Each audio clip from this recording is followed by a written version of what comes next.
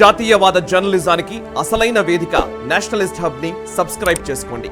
Notifications కోసం bell icon పై click చేయండి. Sir, ఇక ఇది నిజానికి ఇది చాలా దీని గురించి మీరు కొంచెం డీటెయిల్గా కూడా చెప్పవచ్చేమో. ఇండియన్ బాండ్స్ని, గవర్నమెంట్ బాండ్స్ని రెండు ప్రామినెంట్ గ్లోబల్ ఇండెక్సెస్కి అనుసంధానం చేస్తూ దాంట్లో యాడ్ చేయాలని నిర్ణయం తీసుకున్నట్టు తెలుస్తుంది. ఇది గేమ్ చేంజర్ అని ఎకనామిస్టులు వీళ్ళందరూ చెప్తున్నారు. ఈవెన్ సిఎన్బిసి లాంటి ఛానల్స్లో ఇది పెద్దగా దీని మీద చర్చ జరుగుతోంది. సో దీని ఉద్దేశం ఏంటి? అసలు గ్లోబల్ ఇండెక్స్లో భారత గవర్నమెంట్ బాండ్స్ పెట్టడాన్ని ఎట్లా అర్థం చేసుకోవాలి? దాంట్లో ఉండే టెక్నికాలిటీ కూడా కొంత వివరించండి సార్. కానీ చాలామంది కూడా తెలియదు. అండ్ జేపీ మార్గన్ కావచ్చు, గోల్డ్మన్ సాక్స్ వాళ్ళిద్దరు కూడా ఆల్రెడీ స్టేట్మెంట్స్ ఇచ్చారు. ఇది చాలా పెద్ద బిగ్ దాని ఏమంటారు, కొత్త డెవలప్మెంట్ ఇది. దీనివల్ల భారత్కి చాలా లాభం జరుగుతుందనే ఒక అభిప్రాయం కూడా ఎకనామిక్స్ నుంచి వస్తుంది. Please explain it. అంటే మనకు గతంలో మనము డాలర్ డినామినేటెడ్ బాండ్స్ని రిలీజ్ చేసాం మనం.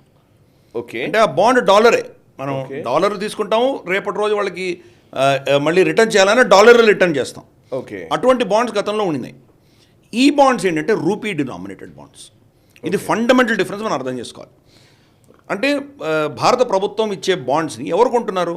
ఇక్కడ ఉన్న బ్యాంకులో, ఇక్కడ ఉన్నటువంటి ఫైనాన్షియల్ ఇన్స్టిట్యూషన్సో, ఎల్ఐసి లాంటివో వీళ్ళు కొనుక్కుంటున్నారు. దాని ద్వారా ఈ బాండ్స్కి ఏదో ఫండింగ్ వస్తుంది. లేదా మన బిజినెస్ హౌసెస్ కొంటారు, ఎవరో రిలయన్స్లో, అంబానీలో, టాటాసో ఎవరో వీళ్ళే కొనుక్కుంటారు, వేదాంత వీళ్ళే కొంటున్నారు. ఇది కాకుండా దీన్ని పాశ్చాత్యులు కొనాలంటే రూపాయల్లో ఉన్నాయి కాబట్టి వాళ్ళు సాధించేవాళ్ళు కాదు.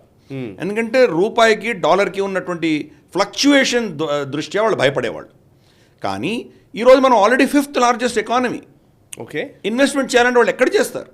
యూరోప్ క్షీణిస్తుంది. యూరోప్లో ఇన్వెస్ట్మెంట్ ఉంటుందో లేదో తెలియదు. వాళ్ళు మొత్తం రిసెషన్లో వెళ్ళిపోతున్నారు. ఆఫ్రికాలో పెట్టే అంత క్షమత ఆఫ్రికాకి లేదు. చైనాలో పెట్టే భయంకరంగా చేతులు కాల్చుకున్నారు వీళ్ళు. హాంకాంగ్ని వాళ్ళు టేక్ ఓవర్ చేసిన తర్వాత ఈరోజు పరిస్థితి ఏంటో చూస్తున్నాం మనం. అక్కడ స్టాక్ మార్కెట్లు కుప్పగూలే. వాళ్ళ ప్రభుత్వం దాన్ని ప్రాపప్ చేసే ప్రయత్నం చేస్తున్నా ఆ స్టాక్ మార్కెట్స్ పైకి లేయట్లేదు. మరి ఇన్వెస్ట్ చేస్తే ఎక్కడ చేస్తారు వాళ్ళు? కాబట్టి ఎమర్జింగ్ మార్కెట్స్ బ్రాకెట్లో దీనిని యాడ్ చేశారు. రేపటి రోజు వాళ్ళు దీని మీద అగ్రెసివ్గా దాన్ని ప్రమోట్ చేయబోతున్నారు. ఎందుకంటే వాళ్ళకు guaranteed returns, guaranteed safe returns ఎక్కడి నుంచి వస్తాయంటే భారతదేశం నుంచి వస్తాయి.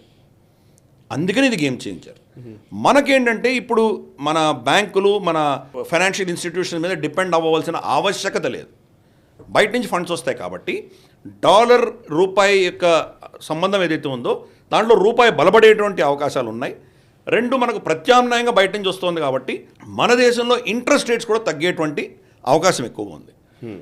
అంటే మన అంతర్గతమైన రిసోర్సెస్ మీదే డిపెండ్ అవ్వకుండా బయట నుంచి కూడా రావడంతో అది ఉన్నది.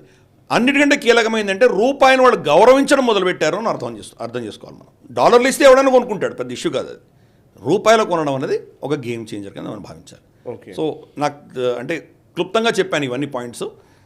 సో మనం ఒక శకం we have moved into new era అని చెప్పుకోవచ్చు. Okay okay.